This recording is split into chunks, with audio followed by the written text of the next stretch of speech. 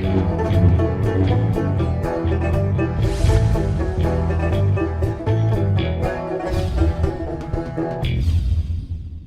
I'm the Deadwood Jedi. This is going to be another Raid Shadow Legends video, and I have a very special video because I created an unkillable team for the Iron Twin Fortress. So let that sink in for a second. This is one of the most difficult dungeons I've ever come across. It's very hard. The resistance, the accuracy, the speed of the boss are all extremely high. This is all like high-end Doom Tower kind of stuff. And I found it even harder than any of the Doom Tower content we've had because the boss also hits extremely hard. And it makes it very difficult to actually beat. So while I was struggling with it, and I was really trying to do it without any of the, OP legendary champions, because obviously not everybody has access to that. And I feel like, I don't know, I feel like everybody should be able to at least take down the top level, especially for a farming dungeon, without having to have specific champions, right? Or at least specific legendary champions. So I started playing around with speed tuning it in an unkillable team, and I was able to make it work. Now it's extremely difficult because without a decreased speed buff on the boss or debuff on the boss, he gets a turn meter boost every time he gets a buff, or every time your team gets a buff. Confusing as heck, right? So basically you buff your team, the boss gets a turn meter boost, right? Or you put decreased speed on them. And then, speed tuning with these kind of things is very difficult.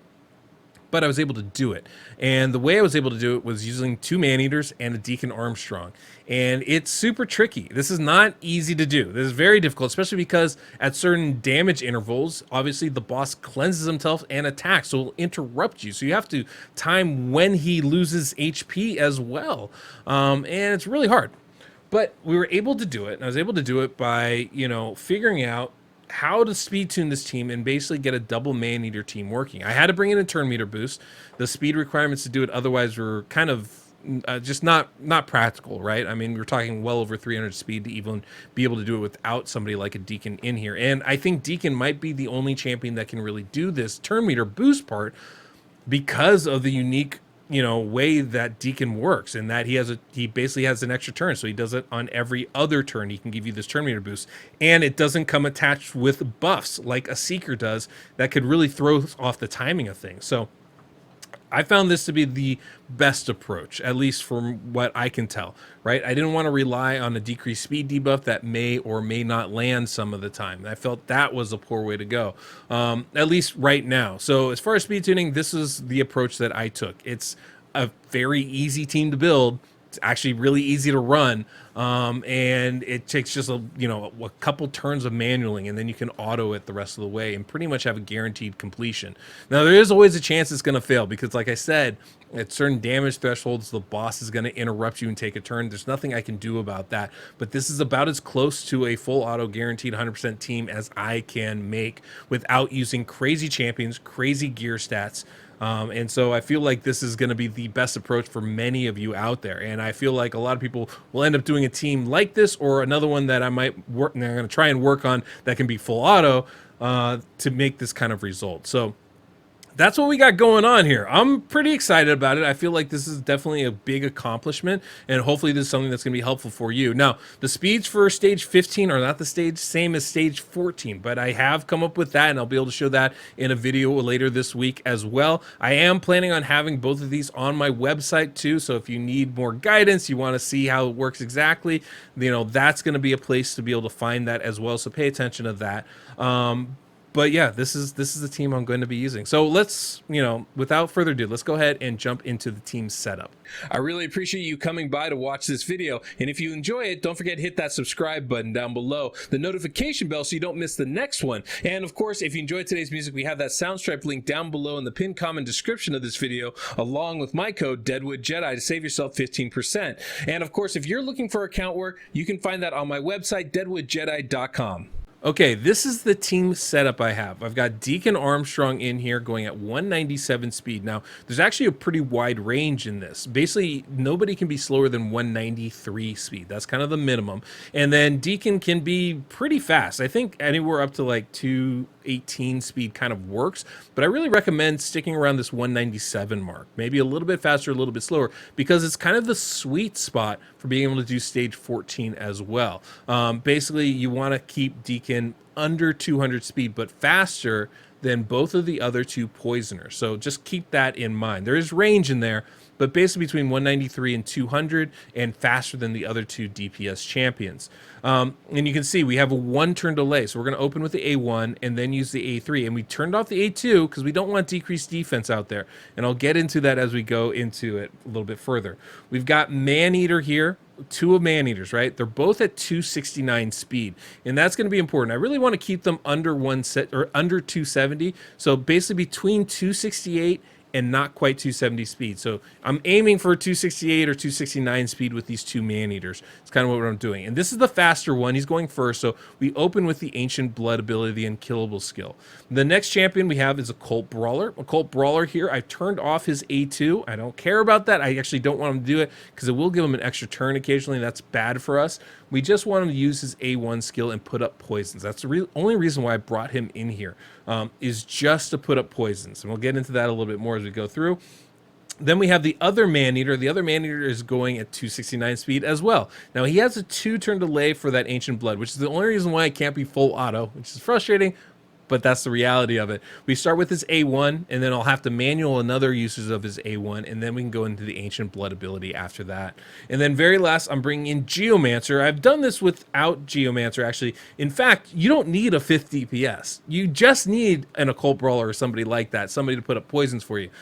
Just kind of keep that in mind. You don't really need Geomancer in here, but I think he's going to be excellent for this. So I did want to try him out, and that's what we're going to do today. And then I have Geomancer here going at 196 speed. I'm not using his A2. I just really want his A3 ability. That's really the only one I care about there with the burn. Occult Brawler, 195. Geomancer, 196. They're both slower than Deacon Armstrong. That's key to making this work. Now, on stage 15, I will say the Maneaters can go faster than 269. You can go into the 270s. It's not really a big issue. There's not really a high end on that speed. It'd probably keep them under like 175 or something. But generally, though, if you want to do stage 14 as well, you can just keep them at 269 and it'll work for both of those stages. Now, I am going to show you guys the gear, but I'm going to do that after the run so you can see how I kitted them out. But as we go into this, I'm going to explain exactly why this works and how this works. So we're going to start off. I have it set up for full auto for the first 2 turns, right? So it's as minimal as I have to do. We start off with that unkillable ability, so we survive that first hit, right? Everybody takes their turn on the next turn, right? And then the Maneater's going to go right there, boom. And that's the last turn before the boss goes. I turn it off because I need to A1 right here at the top of this turn. Boom, A1, and now it's full auto. We get the turn meter boost from Deacon. That's going to allow that Maneater, who went at the top of the order, to take a second turn and reapply that unkillable ability. Now, I did mention that that unkillable ability, it gives a turn meter boost. Every buff gives the boss a 10% turn meter boost. Very frustrating, hard to deal with. But because the buffs are only coming at the very end of our turn, when the boss would go anyway, that turn meter boost isn't affecting us. It's not hurting us because the boss would take his turn there anyway. So it's just surplus turn meter. It's not a big deal. But we have to really time that. That's also why Deacon Armstrong's essential for this, because he doesn't apply any debuff, or he doesn't apply any buffs, right? If we use somebody like a Seeker, that could be a problem because he would actually apply buffs and provide some turn meter boosts in the middle of our run, and that could really mess up our turn order, right? So this is why Deacon's essential for this team. You'll notice I also have a Cult Brawler and I have Geomancer in there.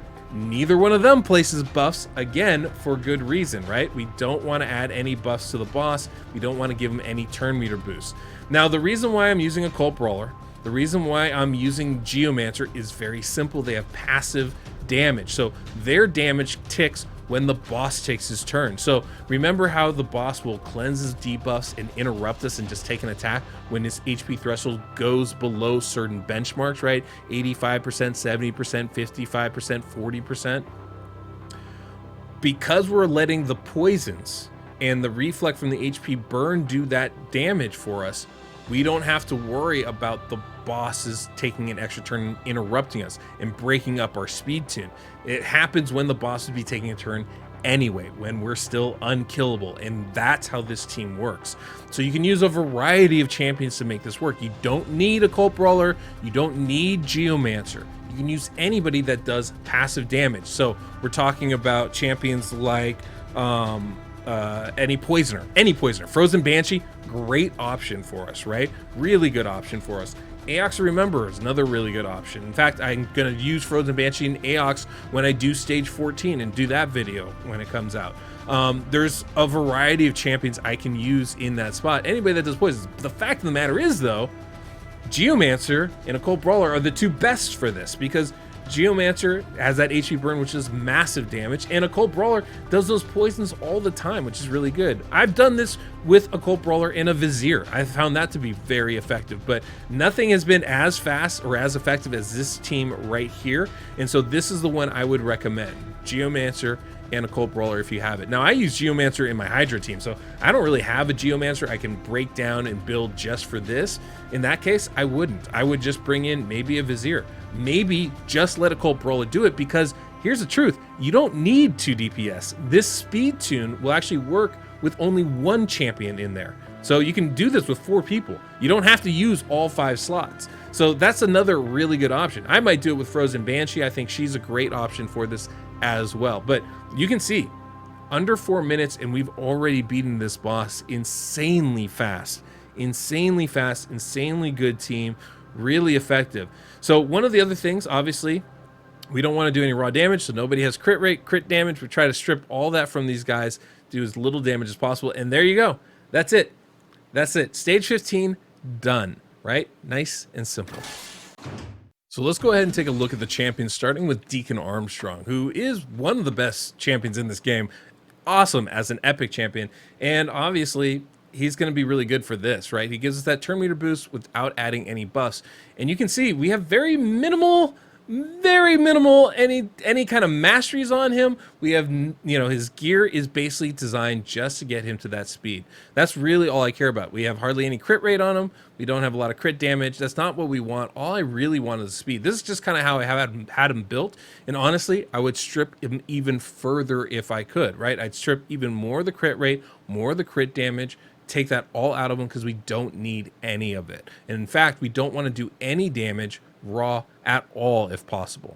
And then of course we have our Maneaters, right? We'll start with the fast one, right? 269 speed. Again, no masteries on them, don't need any masteries, and none of these champions will have any offensive masteries. It's really important. We don't want to do any damage. Definitely don't want War Master procs going off in the middle of this run. And that's all we care about is the speed. Really, that's all we care about. I don't care about the defense. I don't care about the HP. All I care about is the speed. I was just trying to find the least damage output team that I could. And then we have the slow Maneater, who's basically the same speed, right? 269. Again, trying to keep the damage down to a minimum and just try and keep his speed at 269. He doesn't need survivability because we're unkillable from the jump. He doesn't need anything else. We don't want crit rate. We don't want crit damage. We don't want attack on these champions. And then, of course, we have Occult Brawler, the big poison guy himself. This is one of my favorite poisoners because he does 1 every turn just as a passive, and then he has a 50% chance on his A1 skill. So all I want him to do is poisons. He's very, very good at it. And you can see we got him 195 speed. Again, faster than 193, but slower than Deacon Armstrong. That's really all we need to do. Everything else doesn't matter. In fact, I have too much crit rate on him. I'm disappointed in myself. Too much crit rate on this guy. I need to lower that down. But we have plenty of accuracy, and that's all we're looking for. That's all I looked for in the masteries, was as much accuracy as I could possibly put on this guy. And then we have Geomancer, the HP burn champ. This guy's amazing, obviously, for this. Being able to reflect the damage from the boss is pretty awesome approach to dealing with him. And, of course, we have him 196 speed. Again, slower than Deacon, but above 193. And with enough accuracy to land his debuffs. That's all we care about. He has too much attack. He has too much crit damage. I want to lower all that down as little as possible. Now, one of the best parts about this team is it does work for all affinities, right? It doesn't matter. We got Maneaters in there. They're just keeping us unkillable. We're just landing poisons. We're landing HP burn. That's all we care about. Obviously, I can change the DPS champions to match the affinity that we're facing, but it doesn't really matter. We're just going to try and survive and do as best as we can. We'll do as much damage as we can with whoever we have in there. It doesn't really matter because the big thing is letting those poisons do the work, letting the HP burn do their work, not the raw damage. If you can do that, you can be successful with this team. And it also obviously opens up the possibility to be able to do this with other builds as well. It's very difficult to speed tune at this level though, because the boss is going at 250 speed. It's very hard to lap him at all, especially without a turn meter booster. This is why Deacon's so important. But of course, I will keep trying. I will keep experimenting some other things that I can bring to the table to try and make this, give us more options, hopefully some full auto options, at least for stage 15, as that's what all of us are going to want to be able to do as we're farming this on a daily basis. But yeah, these are the teams that have worked for me so far. This is an unkillable one. I will be showing stage 14 going forward. I will try to have these up on the website within the week, so you guys have somewhere to reference these speeds and these builds and understand exactly how it works. But the key is getting here. Get to stage 14. If you can do that, you should be in good shape. Obviously, I'm sure there's permutations that can work for lower stages, but I don't know that it's... I feel like you should be able to build a team to get to this point anyway. Although, of course, we'll continue to try to build something that, can get you through the earlier stages of this. But you should be able to, if you can tackle down Hydra, you should be able to tackle this. If you can tackle Doom Tower, you should be able to tackle this. And if you're not tackling either of those, that's probably where your focus needs to be, not on the Iron Twin Fortress itself. But that said, obviously, we all want to get the best rewards possible. So I will continue to keep working at this as much as I can and try to build some better speed tunes for you guys so you have more options going forward. But hopefully this is helpful. I know it's not going to help everybody. Not everybody has 2 Maneaters. Not everybody has a Deacon Armstrong. But I'm trying to do my best. So this is hopefully one step in the right direction for everybody to, come up and build a better Iron Twin team. That's kind of the goal here anyway. So thank you guys so much for sticking around and watching. Don't forget to subscribe, hit that notification bell so you don't miss my videos like this, because I feel like they're going to be very, very helpful for you guys. So that's all we got for today. Till next we meet on the Deadwood Jedi.